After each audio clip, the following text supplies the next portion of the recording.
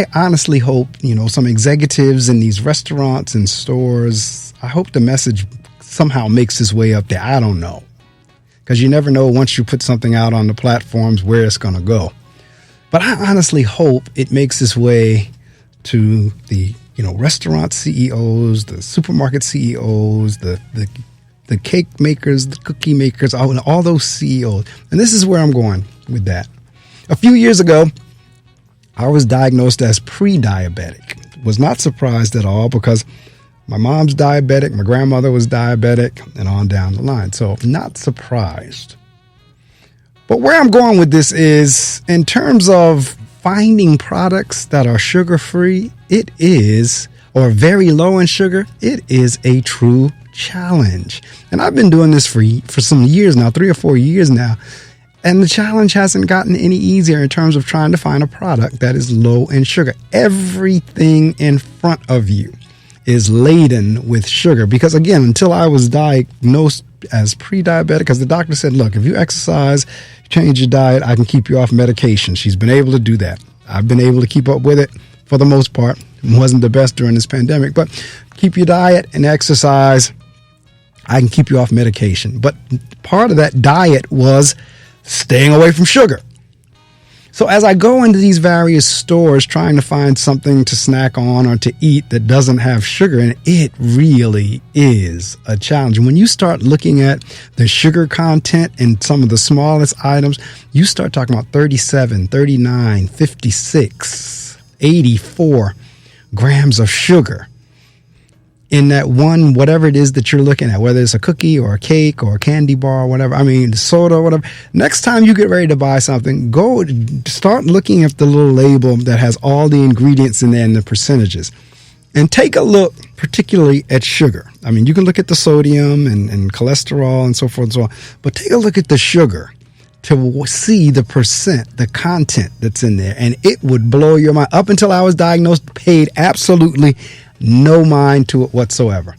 Did not even look at the ingredients or their contents or the percentages or whatever. But after I got diagnosed, I did. It will blow your mind when you start really looking at the sugar content in things. So what came to my mind this morning, because I stopped by the local store on the way to the studio. I usually get my cup of coffee and so forth. And I usually have a bagel. I didn't want a bagel this morning. So I actually, tried to get something different. And I'm walking up and down the aisles, reading the sugar content. And it was ridiculous. So what came to my mind is, and this is a country, mind you, that is a very high percentage of the population. Nearly 40 to 50% of the population is diabetic or pre-diabetic or needs to cut down on sugar. But I don't see companies, I don't see stores, I don't see restaurants accommodating that part of the population. That section of the population, and it's almost 50% of it, I don't see them accommodating it. So what came to my mind is, boy, that sugar industry must be strong. That sugar lobby, that must be one heck of a strong industry. That sugar industry must be, strong beyond belief, because you're talking about roughly nearly 50% of the market that really should not have that particular product, that should be looking for something without it. And yet very little is done to accommodate those of us who cannot partake in sugar. If you go to a restaurant, every dessert, for the most part, except maybe one, laden with sugar. If you go to an ice cream shop and say, well, do you have a sugar-free ice cream? They, again, may have one set-aside little flavor that is reduced sugar. All right. When you go to the store and you come up on the cash register line and all the impulse buying candy is on the rack there, you would think, well, maybe they would put a sugar-free candy bar there or a lower in sugar candy or something. Everything on the rack. Again, start next time you go to, your store, your supermarket or whatever, and they have those racks there, just start, as you're waiting online for the cashier, just start checking out the different candy bars. Just start checking out the Snickers, start checking out the Reese Cups, start checking out the Twix, just kind of open up, look on the tab and look under sugar and look at the percentage of sugar content there.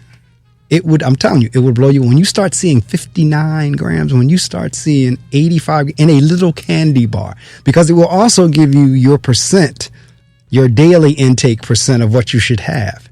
So when you start seeing that one candy bar will take up 35 to 40% of your daily intake, that's something to think about. And my whole thing in terms of this commentary is I don't see where the companies are doing anything to address the audience or the population who is struggling with having to not have sugar or move away from sugar. You go to the restaurant, as I said, there are a couple of restaurants that will do, like I said, one or two that may be lower in sugar. And I applaud them because most don't.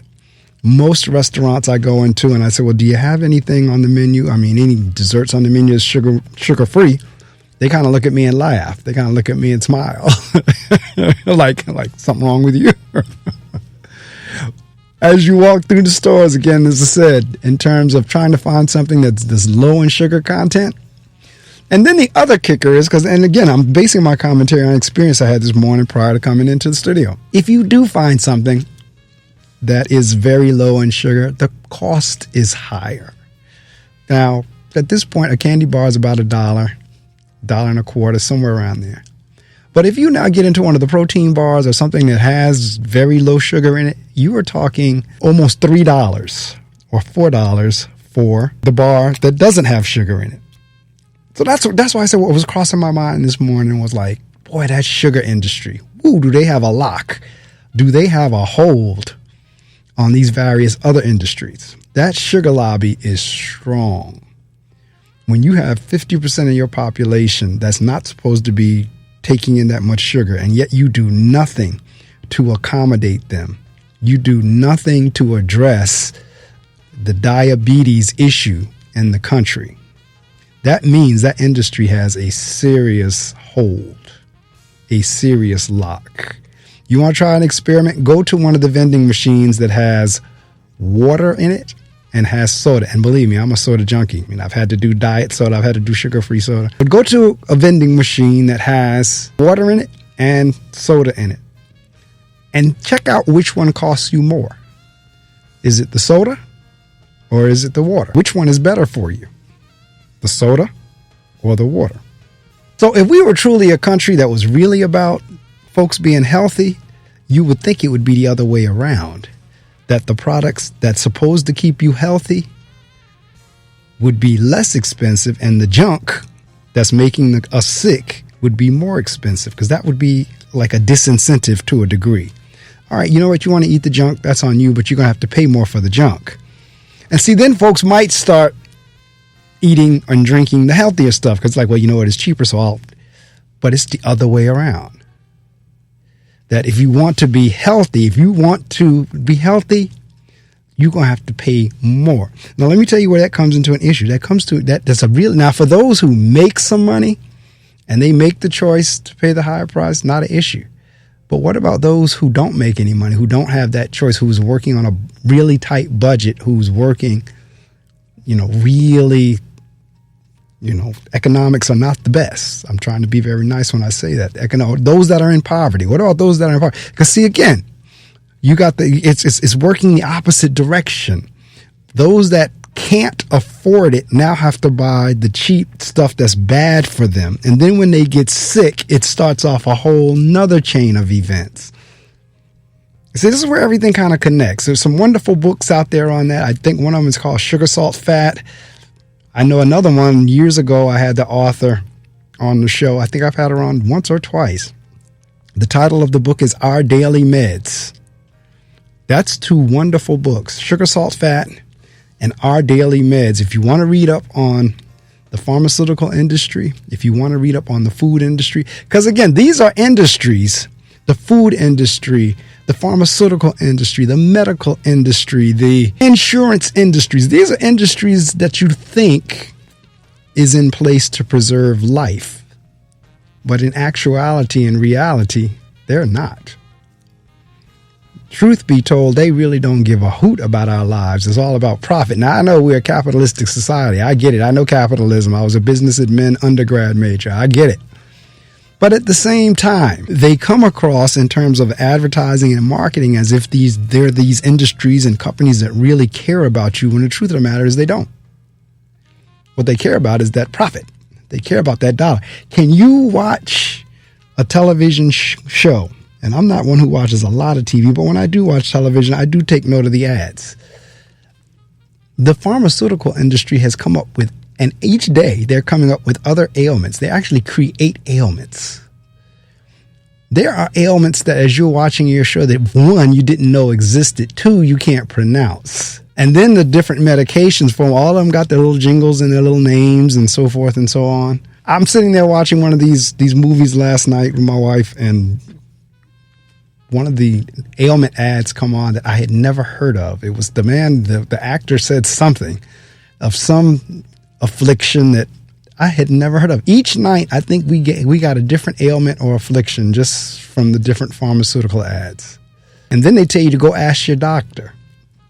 Now, I don't know about you, but when I go to the doctor, I'm expecting the doctor to diagnose me and then prescribe for me, not me going in there telling the doctor what to prescribe for me. But again, look at those ads. They'll tell you, ask your doctor about, tell your doctor you'd like. Why, if I'm going to the doctor, why would I now tell him or her what to prescribe for me? See, I know folks don't think this way. I know folks tell me I think too deep. I know that's why I do podcasts and blogs and all that kind of good stuff, because I get a chance to put it out. But that's what I'm saying. I truly hope this one goes viral and makes its way to an executive, like in these restaurants and these stores, in terms of products that they carry, in terms of have they ever given thought that they're not addressing a major part of the population who's diabetic, either DB1, diabetic 1 or diabetic 2, or they're pre-diabetic and have to take off their sugar so that they don't go full-blown diabetic. Are they giving any thought to that population? And I would say they probably not, based on what I see, just on my observations as I go through the stores and the restaurants. Based on my observation, they don't give a hoot about the part of the population who has to cut down or eliminate sugar altogether. Thank you so much, as always, for listening.